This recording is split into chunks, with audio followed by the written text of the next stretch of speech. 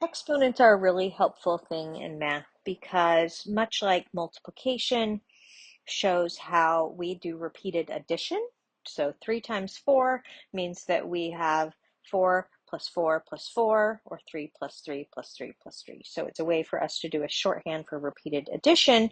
Exponents are a way for us to have a shorthand for repeated multiplication. So an exponent is made up of two parts. So we have to have a base value, and then we have to have an exponent value. And the exponent tells us how many times we multiply the base times itself.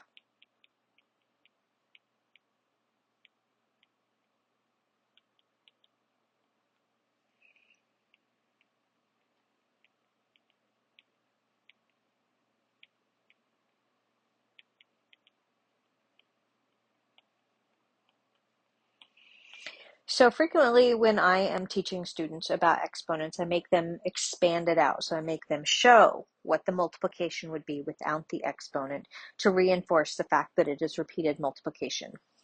Common mistake that students will make is that they will just multiply the base times the exponent together, and I remind them that if we just wanted to multiply them together, we would just say multiply and not use an exponent.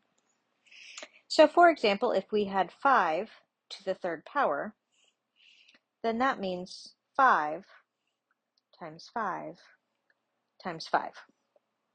And then we could multiply that together. So 5 times 5 gives me 25, and then 25 times 5 gives me 125.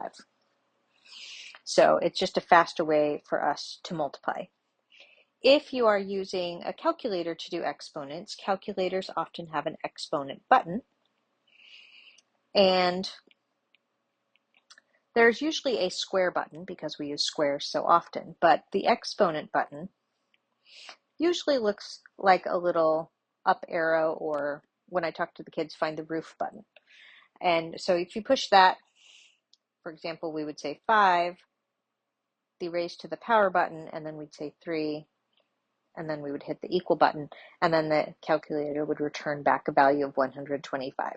So since it's so easy for students to calculate exponents on a calculator, it's one of the important reasons that they have to show the expansion to show that they understand the concept. So one thing that it's important to note that students don't often learn early, but it's important for when they learn about scientific notation and also upper levels of math, is that exponents can be both positive and negative. So for example, I can have 2 to the third power, which means 2 times 2 times 2, but I could also have 2 to the negative 3 power. So I'm going to explain how we get fractional values from negative exponents. So I use the power of 2 for this just because it's something that people can easily double in their head. So if I have 2 to the first power, that has a value of 2. 2 to the second power has a value of 4. And 2 to the third power has a value of 8. So each time that I go up, I multiply by another 2. And so when we think about negative exponents, it's easier to think about this if we work our way back. So if we work our way back, we have to undo the multiplication by dividing by 2. And so that means that next up we would have 2 to the 0 power, because that's the number that comes before 1. And so if we divide by 2 again, 2 divided by 2 means that 2 to the 0 power has a value of 1. And any number to the 0 power will have a value of 1 because it means we took that number that we had and we divided away the last one that we have. And remember that any number is 1 times itself, which means the only thing that's left is 1. So now we're going to go backwards to 2 to the negative 1, which means I would divide by 2 again. And that means that I would have 1/2. So once the exponent becomes negative, then it has flipped over into a fraction with a numerator of 1, and then we would have that number to that power on the bottom. So for example, 2 to the negative 3 means 1 over 2 to the third or 1 over 8. So every time you see a negative exponent, that means that the number has become a fraction and it is getting smaller and smaller as the exponent gets more and more negative.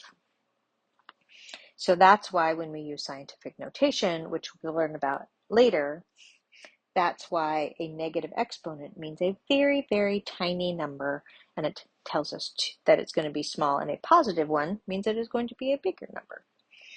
So that is how exponents work. So most of the time, you're going to see positive exponents unless you're working with scientific notation.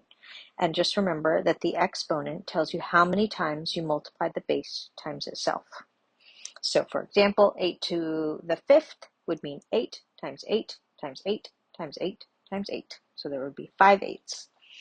So that is how we calculate exponents. And remember, the button on most calculators is the one that has a little up arrow or roof of the house.